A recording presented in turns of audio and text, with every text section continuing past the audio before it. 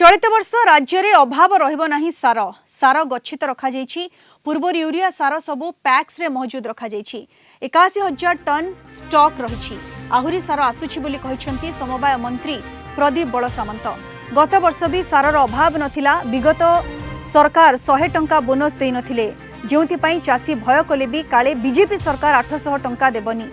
हेले बीजेपी सरकार 800 टंका इनपुट सब्सिडी देबा परे धान चाष कले चासी। 2024 मसीह जेतिकी यूरिया दिया जायतिला 2025 रे ताठारु 4,13,000 टन अधिक सार देबा परे अभाव रहिला, कारण अधिक चाष कार्य होइथिला बोली मंत्री कहिसंती। वर्ष सारर अभाव रहिबो नै, कारण आमे पूर्वरु यूरिया सार आनी गच्छित रखिछु। प्राय अधिकांश पैक्स रे सार अछि यूरिया सार। आजिका दिन आम कतरे स्टॉक 81,000 टन सार अछि और सार मध्य आउरी आसुछि। सारर अभाव रहिबोनी।